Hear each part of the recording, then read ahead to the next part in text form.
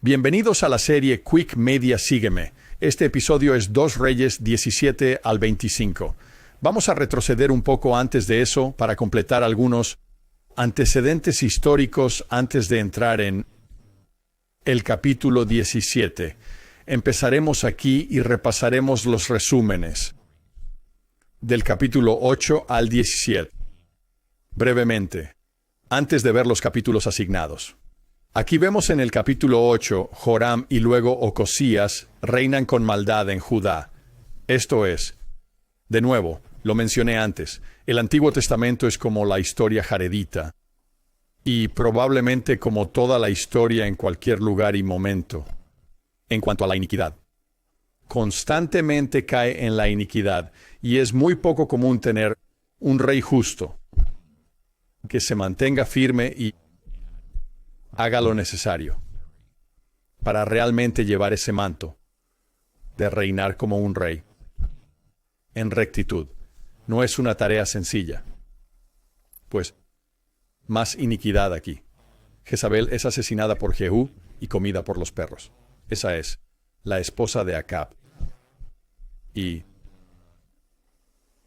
los 70 hijos de Acab son muertos. De nuevo, suena como el libro de Éter. Capítulo 11, Atalía destruye la familia real y reina en Judá. Bien, Joás reina con justicia. Esto es raro. Joás es asesinado y Amasías reina, así que solo repasando el tiempo aquí. Joacás y sus sucesores reinan en maldad en Israel. Vamos de nuevo entre los dos. Reinos, el sur de Judá y el norte de Israel con las 10 tribus. Eliseo muere aquí en el 13:14. Israel vence a Judá. Aquí solo quieres entender qué está pasando aquí entre estos dos reinos. A veces están en alianza contra enemigos extranjeros y a veces están luchando entre sí. Jeroboam reina con maldad en Israel. No es el Jeroboam original. Este es Jeroboam II. En el 15, gran parte de Israel es llevado a Asiria, por Tiglat-Pileser. Bien, así que primero que nada aquí. Esto es lo que solían hacer y lo que hicieron los asirios y muchos otros. Babilonia hará exactamente lo mismo con el sur, reino de Judá. Lo que hacen es tomar a un número de usualmente las élites, los miembros de la corte del rey, los artesanos y los que tienen habilidades, los intelectuales, y a estos individuos, y toman a algunos, y los llevan a Asiria. Y ese es el primer paso aquí, y eso es algo común que sucede al crear un estado vasallo como el norte de Israel. Pero esta no es la retirada masiva de la dispersión de las 10 tribus aún. No es solo el comienzo. Luego, eventualmente, Acaz reina con maldad en Judá, bajando al reino del sur en el 16. Ofrece a su hijo en sacrificio pagano. Ya sabes, cosas muy malas sucediendo aquí. Hace un nuevo altar, destruye el mar de bronce, la pila, y cambia el método de sacrificio en el templo. Esto necesitamos verlo a menudo aquí como algo que está llevando a lo que vamos a ver aquí suceder. De nuevo son cambios en el templo. Y aquí es donde están los rituales centrales. Aquí es donde están las cosas más sagradas. Y aquí tienes a Acaz, que entra y hace varios de estos cambios rituales aquí en los sacrificios. Han tenido en el pasado a Baal, adorado en el templo, por mucho tiempo, especialmente bajo Acab, y Jezabel en el norte. Y más tarde, en los periodos intertestamentarios, vas a tener a Zeus, una estatua de Zeus puesta en el templo de Herodes, para los judíos por un tiempo en Jerusalén. Más tarde esto sucede por enemigos conquistadores y extranjeros. También suceden desde adentro a medida que las cosas se corrompen. Ahí empiezas a ver que las cosas se corrompen cuando la adoración cambia La doctrina de los rituales, o los rituales cambian, y la doctrina, por tanto, cambia, de la religión. Estaremos atentos a eso al avanzar. Al llegar al capítulo 17, aquí estamos en los capítulos asignados. Aquí es donde obtenemos las 10 tribus que son llevadas cautivas por los reyes de Asiria. Ellos entran, ellos agotan casi todo a los que serían productivos y ayudarían a formar cultura. Y ellos toman a todos y los dispersan al extranjero en los países del norte, como se les llama, pero también hacia el este. Y ahí van las 10 tribus. Varios de los israelitas, esas 10 tribus, aún permanecen. Pero hay otros que Asiria trae hacia el área del reino del norte de las 10 tribus y puebla esa zona con otros asirios o del imperio asirio. Y prácticamente demuelen la cultura. Así es como lo hacen. Y así, esos individuos, la mezcla de ese grupo es lo que termina convirtiéndose en los samaritanos. Samaria es la capital del reino del norte. Los samaritanos entonces son aquellos que quedan atrás. Esto sucede en el 721 a.C., donde las 10 tribus se dispersan. Vas desde el 721 hasta el tiempo de Cristo. Hablas de 750 años. Al terminar con los samaritanos del tiempo de Jesús y la parábola del buen samaritano. Entremos aquí al capítulo 17 y repasar un par de cosas. En el 12º año de Acaz, rey de Judá, comenzó Oseas, hijo de Ela, a reinar en Samaria sobre Israel 9 años. Esa es la capital. Salmanasar, rey de Asiria, este es el nuevo rey. Ahora, y Oseas fue su siervo y le dio presentes. Son un estado vasallo. En el 9º año de Oseas, el rey de Asiria tomó Samaria y llevó a Israel a Asiria, y los colocó en Halaj y en Habor, junto al río de Gozán y en las ciudades de los medos. Esto sería Persia. En esa área y otras áreas hacia el norte. Aquí otra cosa. Los hijos de Israel hicieron secretamente cosas que no eran correctas contra el Señor su Dios, y alzaron lugares altos. Otra vez, los lugares altos.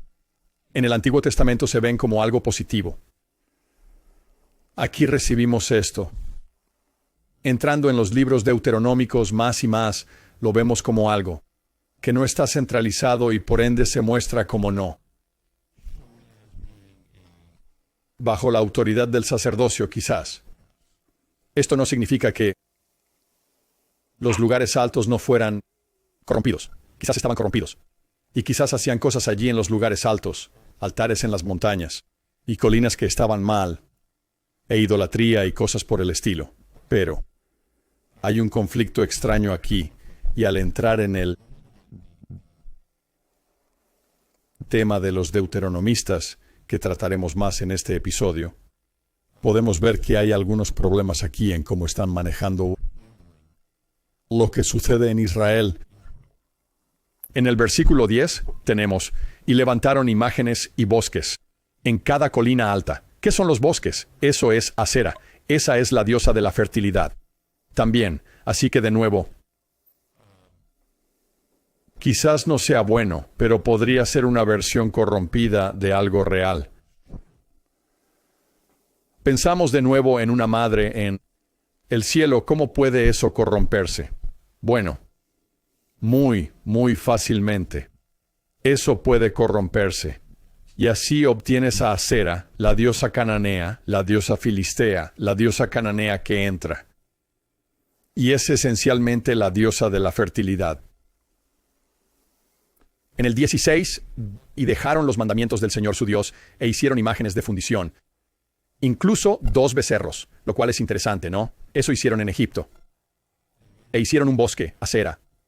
Y adoraron al ejército del cielo y sirvieron a Baal. Así que es importante entender el ejército del cielo. Esto es lo que debemos ver aquí. ¿Qué ocurre con el ejército del cielo? Es algo visto negativamente. O bien no es mencionado casi en absoluto en los libros deuteronómicos. ¿Por qué? ¿Qué significa esto? Bueno, el ejército del cielo, como muchos lo ven, es que adoran cosas representadas por estrellas y planetas, y el sol y la luna. Y así surge una mitología y una idolatría que comienza a ocurrir aquí. Pero, de nuevo, creo que al ver estas historias del Evangelio, debemos ver cómo se corrompen las cosas y la verdad detrás. Por ejemplo, ¿qué tal el término Señor de los ejércitos? Es un término que no se usa. No creo que se use en absoluto en ninguno de los libros deuteronómicos. ¿Qué significa? ¿Por qué no lo usarían? ¿Por qué es inexistente allí? Bueno, imagina cómo algo se puede corromper. Si hay adoración a ídolos y la gente comienza a adorar a todos estos ejércitos del cielo, y tienes una teología como la de los deuteronomistas de un Dios único, sin ningún padre y ningún hijo, y quieres aplanar la jerarquía, por así decirlo, en una entidad, Dios llamado Jehová, y quieres quitar la vida preterrenal, que está representada en el lugar santísimo, donde ocurre el consejo, ¿verdad? El consejo en el cielo, eso es el lugar santísimo, donde está el trono de Dios. Y vemos todas estas otras imágenes del templo y visiones de profetas, como en el libro de Mormón. En el primer capítulo de Nefi, Lehi tiene una visión de Dios en el trono, rodeado por 12, y luego rodeado por concursos de ángeles, ejércitos de ángeles que alaban a Dios. Entonces, si tengo una teología que quiere limitar todo eso, reducirlo todo a una sola entidad, lo cual también elimina a Cristo, ¿verdad? Quita la idea del Hijo de Dios viniendo a la tierra. Y todo lo que se habló en la guerra en el cielo y el plan de salvación de nuestro Padre Celestial. Entonces, podría usar la excusa de toda esta idolatría que está ocurriendo para deshacerme de todo eso y reducir todo. Eso es lo que me parece que ocurre aquí. Hay razones para quitar estas cosas. Vas con alguien como Margaret Barker, una teóloga metodista, y para ella es más claro, es más blanco y negro. Es no. Los deuteronomistas se deshicieron de cosas que eran buenas, como los lugares altos y los ejércitos del cielo, y los corrompieron y cambiaron. Es probablemente cierto, pero probablemente pasaban muchas cosas malas. Porque así es como suelen suceder las cosas. Hay una excusa para entrar y venir con este cambio radical que los deuteronomistas traerán, y que intentaron hacer, me parece, incluso en tiempos de Isaías. Entonces, ¿qué más está pasando aquí? Cosas horribles en el versículo 17, e hicieron pasar a sus hijos y a sus hijas por el fuego. Esto es con la adoración de Moloch, ¿verdad? Es el sacrificio de niños. Esto también sucede en el libro de Mormón. No quedó nadie salvo la tribu de Judá, porque en realidad eso es Judá y Benjamín.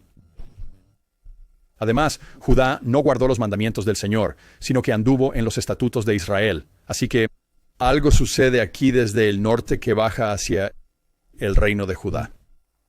Y en el versículo 23, hasta que el Señor quitó a Israel de su vista, como había dicho, por medio de todos sus siervos los profetas, así que profetizaron sobre esto. ¿Qué ocurriría? Así fue Israel llevado de su tierra a Asiria hasta este día. Y el rey de Asiria trajo hombres de Babilonia, y de Cuta, y de Aba, y de Hamat, y de Sepharvaim, y los colocó en las ciudades de Samaria en lugar de los hijos de Israel. Y poseyeron Samaria y habitaron en sus ciudades, ¿verdad?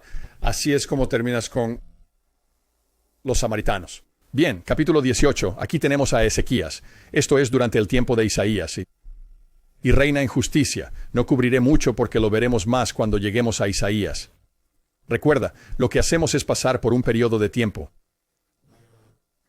donde iremos el próximo fin de semana a Esdras y Nehemías, el fin del Antiguo Testamento. Y luego vamos a retroceder bastante y volver a través de varios cientos de años. De nuevo, al regresar a los libros de Salmos y Proverbios y Esther durante la época del exilio y luego regresando hasta el tiempo de Jeremías, durante el tiempo de ley. Pero algo que quiero traer a colación en el capítulo 18, que creo, de nuevo, es muy importante, es otro cambio que ocurre en el templo. Y si escuchas este podcast, sabes que cubrimos esto mucho. Este es un punto de anclaje para mí, para entender el principio de Neor. Versículo 4, habla del rey Ezequías. Él eliminó los lugares altos, así que hace lo mismo, y rompió las imágenes, los ídolos, y cortó las arboledas, acera, y rompió en pedazos la serpiente de bronce. ¿Qué hizo Moisés? Pues hasta aquellos días los hijos de Israel le ofrecían incienso, y él la llamó Neustán, que es probablemente un término despectivo. Es una combinación de un juego de palabras entre serpiente y cobre o bronce. Y entonces, ¿qué está pasando aquí? Piensa en lo que es la serpiente de bronce. ¿A quién simboliza la serpiente de bronce? La serpiente de bronce simboliza a Jesucristo. Es probable que estuviera en el templo. ¿Por qué eliminar una imagen que Moisés mismo usó, que simboliza a Jesucristo, el sanador, verdad? Chayilón. ¿Qué ocurre? ¿Por qué pasa esto? Bueno, veo dos opciones distintas aquí. Una es que tal vez Ezequías tal vez no sea del todo justo cuando esto pasa, y los sacerdotes desean eliminarla. Están corrompidos y deciden, oye, vamos a deshacernos de esto. Esto no encaja en nuestros planes teológicos. Esto está pasando en Judá y los deuteronomistas pueden empezar a tener algún efecto en la religión en Judá. Y los deuteronomistas no quieren nada que represente a un hijo de Dios o a un expiador. Aquí tienes la serpiente de bronce. Eso es lo que representa. Ahora, ¿por qué diría que es una posibilidad? Lo diría porque si lees el libro de Mormón, aunque no vemos a Jesucristo explícitamente en el Antiguo Testamento, tenemos algunas alusiones a esto por parte de algunos de los profetas, Zacarías, Malaquías e Isaías especialmente. Pero en el libro de Mormón queda muy claro lo que ocurre, la doctrina de Cristo y la profecía de que Él vendría a la tierra y se rebajaría bajo nosotros, en su nacimiento, bautismo y muerte en Getsemaní. Es siempre lo que se aparta de la religión. Siempre es apartado. ¿Por qué no pasaría aquí? ¿Existe un hombre natural, curso, para disminuir, diluir, quitar la doctrina de Cristo? Y tal como yo lo veo, esto podría estar ocurriendo en el nivel más alto, dentro del templo y entre los sacerdotes. Sabemos que los sacerdotes se corrompen en tiempos de Jeremías 100 años después. No es que no ocurra, ni que no haya pasado antes. Los vimos adorar a Baal en el norte, en el templo. ¿Sabes? Esto es posible. La otra opción es que sucede exactamente como dicen que sucede, donde tienes a los hijos de Israel quemando incienso ante ella. Bueno, ¿qué sucedería entonces? Quizás los sacerdotes se mantienen firmes y el rey Ezequías es justo y se mantiene firme en este momento. Pero el pueblo está corrompida con la doctrina de Cristo. Y la están convirtiendo en otra cosa. Y la forma en que yo vería esto es como el jardín del Edén. ¿Quién dice Satanás que es? Él dice, yo soy el Dios de este mundo. ¿Quién es? Es la serpiente. Así que es como un juego de palabras. Yo soy el Cristo. Yo soy Dios. Yo soy la serpiente de bronce. Y eso es algo que creo que debemos considerar sobre cómo esto se alinearía con algo que ya es teológicamente fundamental para la religión del Antiguo Testamento. Pero sin importar cómo ocurra, la imagen del sanador, la imagen del expiador, la imagen de lo más importante del Evangelio es quitada. ¿Y qué dice que hace? Confió en el Señor Dios de Israel, así que después de él no hubo otro como él entre los reyes de Judá ni antes. De nuevo, me pregunto, ¿eso está ligado a quitar la serpiente de bronce? Y me pregunto sobre eso, porque eso es exactamente lo que dicen sobre el rey Josías, y es muy sospechoso cuando llegamos a Josías aquí en unos minutos. Que él fue el mejor rey, es posible, pero es sospechoso.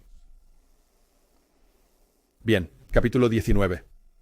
Ezequías busca consejo de Isaías, de nuevo, muy común en la guerra. ¿Para salvar a Jerusalén de quién? Bueno, ahora que los asirios han tomado el reino del norte, un par de décadas después, vienen tras Judá. El reino del sur de Judá, donde Isaías, y este es el tiempo de Ezequías. En este punto, ¿y qué pasa con ellos? Bueno, Isaías profetiza que los asirios serán destruidos y que un remanente de Judá florecerá. Un ángel mata a 185,000 asirios. Sennacherib es muerto por sus hijos. Bien, así que están rodeados, están sitiados por los asirios en Jerusalén y resisten de ellos, ¿cierto? Los detienen. Y Asiria no termina conquistando el reino de Judá. Luchan y consiguen un par de ciudades, pero no terminan con Jerusalén, y eventualmente 185,000 asirios mueren. No sabemos cómo pasa. Dice que un ángel los mata. ¿De qué forma los mató un ángel? Algo a considerar aquí es posiblemente la plaga. Es una posibilidad real, que habría sido un problema en ese tiempo. Pero aquí vemos una conexión entre Ezequías e Isaías trabajando juntos, y de nuevo profundizaremos más en eso al entrar en el libro de Isaías. En el capítulo 20 voy a mencionar esto también un poco más que Isaías, pero vamos a plantar una semilla aquí. A Ezequías le dicen que morirá y le suplica al Señor. Su vida se alarga 15 años. Isaías profetiza el cautiverio babilónico de Judá. Así que ahora, los profetas del sur van a estar diciendo que Judá será llevado cautivo porque son malvados. Ya lo ven, saben que esto es lo que pasará aquí. De lo que pasa aquí con Ezequías, solo quiero decir, creo que parte de esto es ritual. Y creo que es ritual del templo. Entonces él va a morir, es curado. Y luego le dicen que vivirá 15 años más. Veremos un poco de esto quizás en los cantos del siervo sufriente, de Isaías en el libro. Y tenemos que considerar el ritual en estos asuntos. Debemos pensar que esto es lo que hace un rey justo. Y sigues el drama del templo. Que existen rituales que se seguirán donde representas al rey terrenal como el rey, y representarás a Jehová como rey. En otras palabras, como rey, tú eres un siervo sufriente. Pero el siervo sufriente al que intentas imitar y representar como rey terrenal, el rey de reyes, es el siervo sufriente. Vemos este tema desarrollarse bien con el rey Benjamín. ¿En qué se enfoca él? Se trata de ser un siervo del pueblo. ¿Por qué está eso ahí? Yo creo que es ritual. Creo que él sigue el ritual del templo de siervo sufriente. Y ese tema que Isaías repite al menos 4, posiblemente 5 veces en sus libros. Y aquí tenemos a Manasés. Manasés será el abuelo de Josías. Es un hombre malvado. Otros libros lo muestran matando, empalando o cortando en dos a Isaías. No es doctrina, pero es curioso. Otros profetas anuncian la destrucción de Judá y Jerusalén. La maldad sigue con Amón, hijo de Manasés. Amón será el padre de Josías. Tienes a un Manasés muy malvado, a un Amón malvado, y luego llega este niño, llamado Josías, que es coronado a los 8 años. Y vemos que incluso Manasés subió al trono a los 12 años, el abuelo de Josías. A los 12 años, ¿quién dirige el país? ¿Quién está realmente a cargo de los sacerdotes? Incluso y el templo y la teocracia que existe allí. ¿Quién le rodea? ¿Quién está al mando? Y finalmente llegamos al capítulo 22 sobre Josías.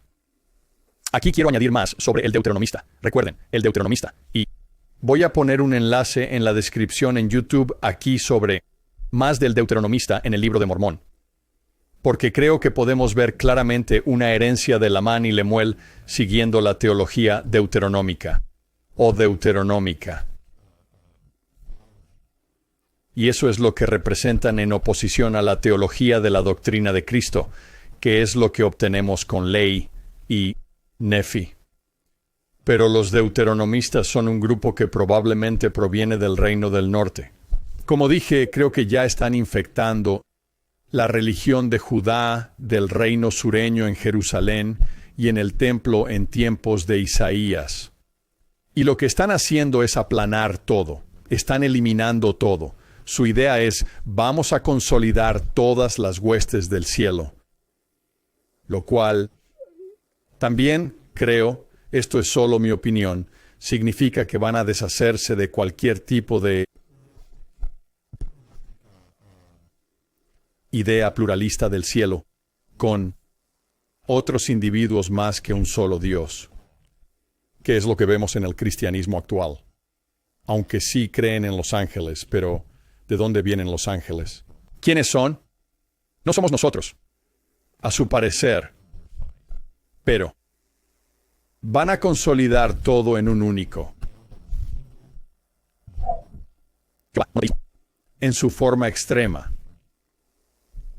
La otra cosa que hace entonces al hacer esto es que vas a eliminar, recuerden, el lugar santísimo en el templo tenía otros individuos en el área, en el velo, probablemente en las paredes, donde hay estrellas, y tienes lunas, y tienes la luna, y tienes el sol, porque estos representan las huestes del cielo, pero no en un sentido negativo. Piensen en el templo de Salt Lake, donde hay sol, luna, estrellas y otros. Saturno y otros están arriba. ¿Adoramos a esos? No. Pero hay una representación de creación y pluralismo que va más allá de Dios, ¿verdad? Y tienes las huestes del cielo y a Jesús como el Señor de los ejércitos.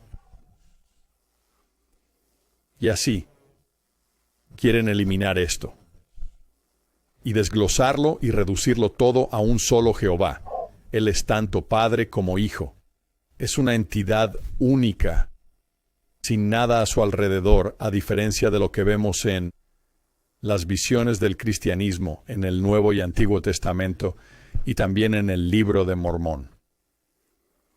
Así que han tomado el control, parece. Y con Josías parecen haber tomado el control total en este punto. Y lo otro que están haciendo es, políticamente, están quitando todos los lugares altos y arboledas. Y bueno, está bien, quizás hay mucha idolatría, pero consolidan el poder en un solo lugar central, Jerusalén, para tener control total sobre esto. Y esto parece ser lo que Jesús confronta. en su vida mortal. Y es exactamente lo que sucede con Lehi. En Jerusalén, él predica contra estas cosas. Predica sobre Jesucristo. Y tienes estas reformas deuteronómicas que ocurrieron en tiempos de Lehi. Josías aquí es solo, bueno, no recuerdo el número exacto, diría unos 20 años antes de Lehi se vaya. Tal vez un poco más, 20 a 30 años antes de que Lehi se vaya de Jerusalén y contra esto lucha. Y aquí Josías será puesto en el trono a los 8 años. Surge la misma pregunta: ¿quién dirige realmente las cosas? Parece tener aliados aquí que están realmente al mando, que podrían llamarse la gente de la tierra como los señores. ¿Verdad? Los terratenientes. Y es posible que sean aliados y se conviertan a esto, como una especie de elitistas, se convierten a esta nueva religión de los deuteronomistas. Y es aquí donde entramos en el versículo 8. Y Hilcías, el sumo sacerdote, dijo a Safán: he hallado el libro de la ley en la casa del Señor.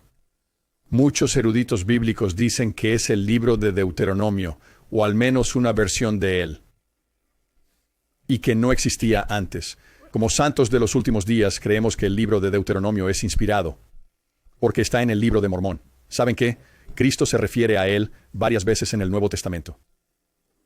Así que no creo que podamos decir que este es el libro de un libro nuevo hallado aquí. Creo que es una nueva versión del libro de Deuteronomio. Quizás incluso más, tal vez todos los libros deuteronómicos, remontándose hasta Josué y llegando hasta Jeremías. Hay cambios ahí, hay un tipo de escritura diferente, un estilo distinto y un enfoque diferente en concentrar todo en un único poder en Jerusalén y consolidar toda una jerarquía celestial, aplanando la jerarquía en un solo Jehová. Y esa es la pregunta que debes hacerte en este punto. ¿Fue Josías realmente justo o los vencedores escribieron el libro aquí y lo presentaron como alguien justo? Quizás fue justo, contra todo pronóstico, como José Smith en su juventud. Él lucha contra toda la maldad que lo rodea y cuenta con los mentores adecuados, etc. El problema es que en un corto periodo de tiempo, tras encontrar el libro y hacer las reformas de Josías, que son las deuteronómicas, o reformas deuteronomistas, terminas con la Jerusalén de Lehi, que es muy malvada y preparada para la cautividad babilónica. ¿Qué llevó a eso? ¿Cierto? ¿Qué condujo a la Jerusalén de Lehi? ¿Qué llevó a la Jerusalén de Lehi, donde quieren matarlo? Por predicar acerca de Jesucristo. Por eso es que lo van a matar. Lean Primera de Nefi 1. Atentamente. No es solo porque sean malos y Él quiera que se arrepientan. Han abandonado la doctrina de Cristo.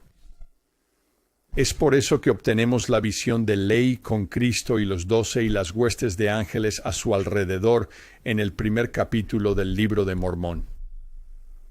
Es una respuesta a la Jerusalén de Lehi. Y eso lanza el libro de Mormón. Así que hacen todos estos cambios. Van a entrar y leen de nuevo los libros delante de todos en el templo. Ellos hacen estos nuevos convenios. Algo cambia mucho aquí. ¿Por qué no pueden usar los libros anteriores? ¿Estaban mal los libros anteriores? De pronto tienen una ley nueva y deben cambiar todo. Es sospechoso. En el capítulo 24, Jerusalén es sitiada por Nabucodonosor. Se vuelve en estado vasallo de Babilonia, del rey Nabucodonosor. Se llevan a la élite, como con Asiria. Van a entrar y se llevarán A gran parte de la corte del rey se van a llevar a los intelectuales, se van a llevar a los artesanos, aquellos que poseen ciertas habilidades que pueden utilizarse en otros lugares en Babilonia y en su imperio, y los colocarán en otros sitios. Es probable que aquí sea donde nos llevamos a Daniel y tal vez a Ezequiel. En este punto. Y entonces Daniel y Ezequiel sus libros suceden en Babilonia, porque son llevados aquí en la primera deportación de algunos de los miembros del reino de Judá. Y en el capítulo 25, todo sucede aquí. En el capítulo 24 tienes al rey Nabucodonosor poniendo a Sedequías en el trono. El rey Nabucodonosor pone a Sedequías en el trono en el 597 a.C., según los historiadores. En Asedin probablemente sea cierto. Y en ese mismo primer año que Sedequías está en el trono, es cuando Lehi deja Jerusalén. Él sabe lo que va a pasar. Y Sedequías se encuentra en una posición en la que debe elegir entre Egipto y Babilonia, estos dos poderes. Aunque fue puesto por Babilonia, va a cambiar años después. 11 años después de subir al trono, habrá decidido irse con Egipto. En cambio, y es cuando Nabucodonosor viene y destruye en el 586 a.C., viene y destruye Jerusalén y el templo y todo lo demás. Y se lleva a un número, no a todos, pero a un número de los judíos en Judá, a Babilonia. Así que esto es realmente un momento axial para las Escrituras y para el Evangelio, porque es el tiempo de Lehi, y esto lanza el libro de Mormón, y es una respuesta a las reformas y cambios deuteronomistas que ocurren aquí, en Jerusalén. Recomiendo encarecidamente que entren al enlace que voy a poner en la caja de descripción en YouTube, porque va a vincular lo que está sucediendo con Jeremías y Jerusalén, con lo que pasa con Lehi y Nefi al inicio del libro de Mormón. Y cuando ves las cosas bajo esa luz, wow, realmente da vida al libro de Mormón y una comprensión de por qué es otro testamento de Jesucristo. No es simplemente porque sí. Es una contestación. Es respuesta a lo que sucede en Jerusalén. Hablamos luego.